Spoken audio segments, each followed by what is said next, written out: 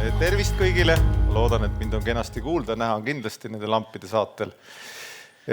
Aitäh Eerikule sissejuhatuse eest, aitäh korraldajatele, austatud külalised, austatud Kai. Minu kolleeg Soomest tuli spetsiaalselt siia, hoolimata sellest, et tal on käimas eelarvekõnelused. Nii et kui Soome eelarves nüüd on siis kliimavaldkonnal vähem raha, siis teate, et see konverents on selles süüdi. Ja peate seda siis meeles, kirjutada toetuskirju hiljem.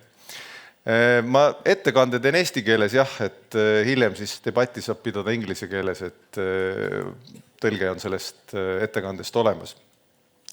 Ma räägin siin ühest trendist, kuidas maailma energeetika liigub laiemalt, miks see on meile tähtis, võib-olla mitte ainult sellepärast, et me tahame paremat tulevikku, paremat maailma ja puhtamat maailma, vaid sellepärast, et see on oluline ka julgeolekule, sest ütleme tänase ürituse või liberalismi akadeemia ürituse alltekst on ikkagi kõik see, mis maailmas toimub.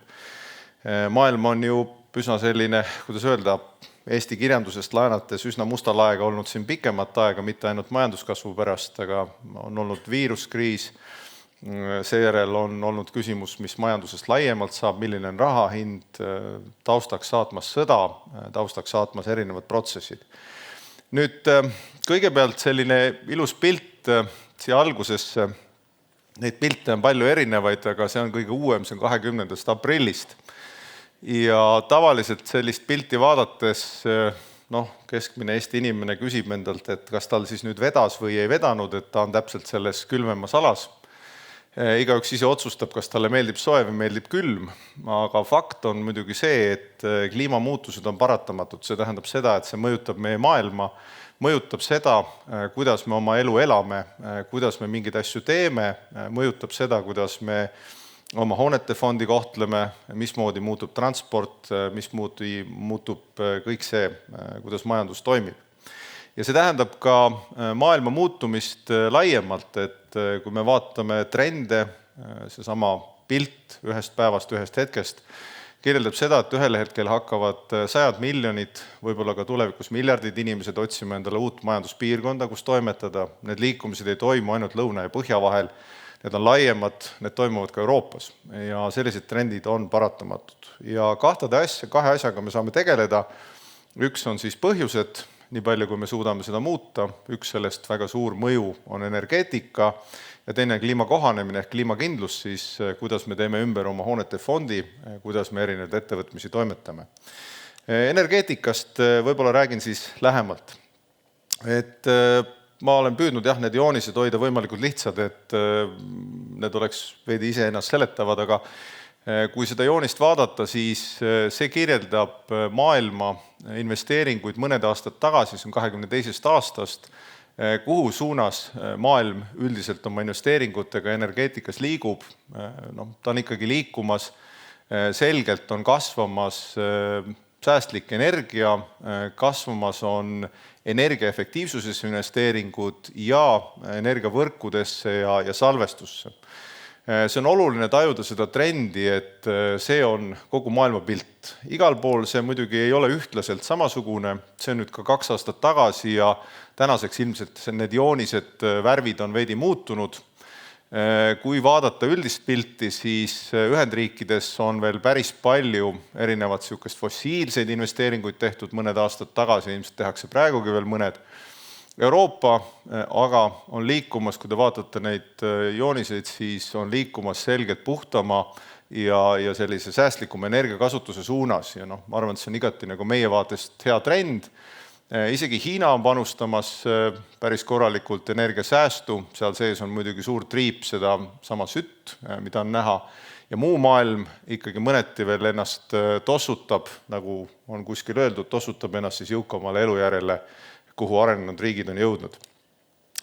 Ja kui me vaatame kõike seda pilti, siis üldiselt on ikkagi nii, et rahvusvahelise energiaagentuuri, kellele ma siin ka viitan, energiaagentuuri joonised ja pildid ja graafikud näitavad erinevates analüüsides ühte arenenud maailmas valdavalt ja ilmselt ka tulevikus mujal, kus on võimalus alustada algusest, on ikkagi see hoog puhtale energiale üleminekul juba nii suur, et et sellega on võimalik maailma muuta paremaks.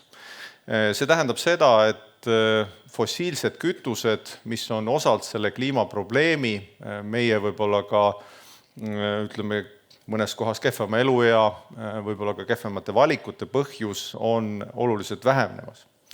Ja fossiilsete kütuste nii-öelda kokkutõmbamine, et öelda siis Eesti inimesed on väga sellised ratsionaalsed, et nad ütlevad, et jah, tõepoolest see kõik on tore, et kuidas see siis nagu meisse puutub. Siis ta puutub mitmes võtmes. Üks on see, mismoodi me elame, mida me hingame, kuidas me ennast tunneme. Eestis, ma olen ka varem seda fakti toonud ja see fakt ei ole, ma arvan, Eesti kuulajatele uus. Terviseameti andmetel või Tervise Instituudi andmetel on Ida-Virumaal, kus on siis väga suur põlevkivitööstus, keskmise lapse oodatav või sündimisel oodatav eluiga 5 aastat lühem, kui see on Tallinnas või Tartus. 5 aastat inimese elust on ikkagi päris palju. Ja ilmselt sellel on ka oma osa hingamisteede haigustes nagu muudes põhjustes. Aga lisaks sellele, et maailm saab parem üldiselt, tähendab ka ikkagi fossiilsete kütuste vähendamine meile julgeoleku suunda. Kui me vaatame maailma laiemalt, siis fossiilseid kütuseid väga tihti ikkagi väga suurelt toodavad ja maailmale seda varustust pakuvad just need riigid, kellega meie vaated kuidagi ei kattu. Nii et see ka kirjeldab kahest sellist valikut, et üks on kliimavalik, millega võidakse nõustuda, ei pruugita nõustuda, ka Eestis on neid jõude, kelle jaoks see on midagi uskumatut, aga ja kes samal ajal usuvad, et me lennukitelt teeme neid keemiatriipe muidugi. Ja samal ajal on ikkagi vähemalt arusaamisel kaitsevaldkonnast, et me peame hoidma seda, et me ei toida neid riike, kes elatuvad sellest kaubandusest. Tulevikutrendidest veidi vaadates, et see on nüüd selline transpordijoonis samamoodi kirjeldab, et kui seda punast triipu vaadata, siis vähenevad maanteetranspordi erinevad tuleviku veod. Sama suureks jääb umbes lennundus, laevandus jääb enam-vähem veidi tõmbub koomale. Küll eratransport ja reisijate transport pikas plaanis vähendab oluliselt fossiilsete kütuste tarbimist. Ja ütleme nii, et kui me vaatame Eestis, on kaks võib-olla sellised muresid on paljude valdkondadega, aga energeetika on väga suure potentsiaaliga ja vähendab oluliselt seda jalajälge. Transport on üks, kus jalajälje vähenemine läheb aeglasemalt, aga siiski läheb. Et Kai võib-olla oskab pärast öelda debattides, aga nii palju kui ma Soome uudiseid loen, neil on ikkagi täiesti toimiv juba transpordi järelturg ka elektriautodele. Eestis võib-olla sellist veel päris pole, et see on üks asi, mille poole liikuda. Nüüd võib-olla veel üks remark ja siis, mis on selle edu ja ebaedu mõõdud. Et lihtsalt üks näide, et järjekindla poliitikaga, see on nüüd mõni päev tagasi, see sama uudis oli ka kuskil eesti keeles olemas, aga see on Financial Timesist laenatud, kirjeldab seda, et gaasiga on võimalik, ühe fossiilse kütusega on võimalik olnud Euroopal väga jõuliselt käituda. Esimest korda üle aastakümnete on Venemaa energiakompaniid saanud ikkagi kõva paugu sellega ja Euroopa on käitunud mõistlikult. Naftaga see ei ole sellisel kujul veel päris õnnestunud ja fossiilidega, aga fossiilide puhul on meil, ma arvan, selline kahetine huvi, et maailm saaks parem ja teiseks väärtuste põhiselt lõigata ära ikkagi rahastusest need riigid, kes ei jaga neid väärtusi, eriti viitan siin meie idanaabrile. Nüüd 3 slaidi meie edust ja ebaedu võimalustest, et veidi lihtsalt mainides, võib-olla alustades sellest ebaedust, Eestis on küsimus jah, et kas hea või halb uudis kõigepealt, et halbade uudiste poolel on need asjad, mis on meilt minevikust, millest meil on võimalik vabaneda. Suured CO2 heitmed, energeetikas, igal pool mujal on võimalik vabaneda. Turbatööstus, ma ei ütle, et tööstus iseenesest halb oleks ja tööstuse võimalus pakkuda toidu lauale seda kasutuge, aga Eesti vaatest on tegemist väga väikest lisandväärtust siia jätva ja väga suurt kahju ehk heidet siia jätva tööstusega, mis 1 euro kohta mitte kuidagi ei vasta sellele, mida me tegelikult tulevikus ootame. Et turbatööstus vastab Eestis umbes 10% heitmest ja majanduses vähem kui 1%. Nii et see annab umbes selle suhte, et kõik saavad aru, et tegemist ei ole tuleviku lahendusega ja võib-olla on probleem metoodikas, võib-olla on probleem selles arvestuses, kuidas seda Euroopas seda rikkust jagatakse, aga Eestisse jääb kaevandamise rõõm ja kuskil mujal on väärindamise rõõm. See ei ole väga mõistlik asjaajamine. Põlevkivi ahju ajamisest võib-olla väga pikalt ei peagi kirjeldama. Energeetikas see ei pääse enam turule. See on praktiline elu ise. Hoonete puhul meil on hoonete fond, mis vajab väga suuri investeeringuid, et me saaksime sellele tasemele, kus me ise rohkem kontrollime seda kasutatavat energiat, mis vaatab kliimavaatest mõistlikus suunas ja annab inimestele lisaks kõrgele emotsionaalsele väärtusele, mida kodu on, annab siis ka võimaluse oma kulusid paremini juhtida. Jäätmetest võib-olla lihtsalt üks lause, et jäätmete puhul meie suur probleem on see, et me paneme väärtusliku kraami ja mitteväärtusliku kraami kokku ja nii me ei saa seda väärtuslikku kätte. Nüüd heade uudiste poole peal on see, et meil on kõik võimalused olemas. Et hoolimata sellest, et tihtipeale Eestis räägitakse see võib-olla sihuke negatiivne osa ära ja positiivne osa jäetakse rääkimata, aga meil tegelikult on kõik võimalused olemas. Energeetikas meil on väga ambitsioonikad plaanid ja mitte ainult plaanid, otsusedki tehtud. Ma loodan, et nendest otsustest me saame meie majandusele päris palju tuge, annab konkurentsivõimet, sest kui me küsime, et milline see tööstus on, mis toodab puhta energia peal, mis on võimeline eksportima Skandinaaviasse igale poole mujale, siis see tööstus küllap tarbib päris palju puhast energiat ja ilma nende otsusteta neid tööstusi ei tule.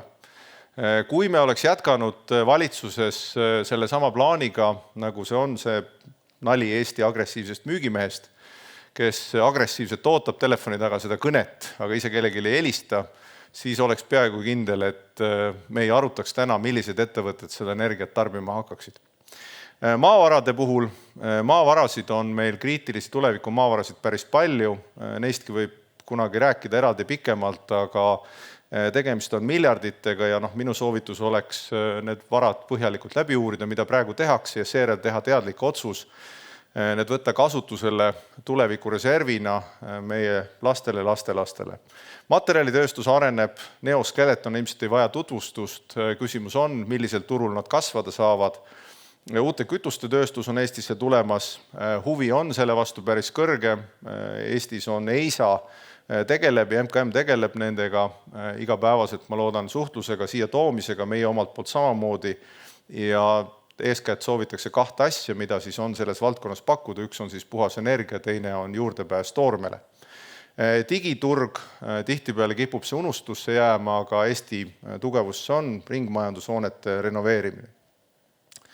Nüüd siia lõpetuseks, et kui te vaatate seda joonist, siis see joonis näitab keskmiselt seda, mis on toimumas maailmas laiemalt ja ma ei taha kuidagi sellest ärevust tekitada, sest ärevust ühiskonnas on Eestis täiesti piisavalt, et ilma selle joonisitagi, aga mis on selle juures kõiges head, nagu selles esimeseski pildis oli, et Eestisse see mõju siia kanti on veel kaunis väike. Me saame seda ära kasutada, me saame kasutada ära konkurentsieeliseid, see on puhas energia, korras loodus, ütleme, et siiski ilm, mis on oluliselt vähem turbulentsem kui mujal ja kindlasti saame arendada ka erinevat taristut, seda sama Rail Balticut jätkata, mis peaks 2030 sõitma, muid kaubateesid, et Eesti majandusel oleks uusi väljavaateid. Nii et sellest kõigest siis saame kokku selle konkurentsieelise. Ma ütleks, et meil on igati optimistlik vaade olemas, me peame seda ise kasutama kõigepealt soodsamat energiat, teiseks ressursse, mõistlikult kasutada on see puit, maavarad, võtta ka need olemasolevad materjalid sellisel viisil kasutusele, et on võimalik väärtuslikumat ja vähem väärtuslikumat eristada. See annab uued töökohad ja mitte unustada neid edulugusid, mis meil on, sama digitaalset maailma, mis aitab kaasa kõigele sellele, mis majanduses tulevikus tuleb. Nii et ma näen, et siin on ammu punane 0, ma vabandan, et mul ajas veidi üle läks, aga elu on selline, see on, ma arvan, väärtuslik ja positiivne sisend siia debatti, aitäh!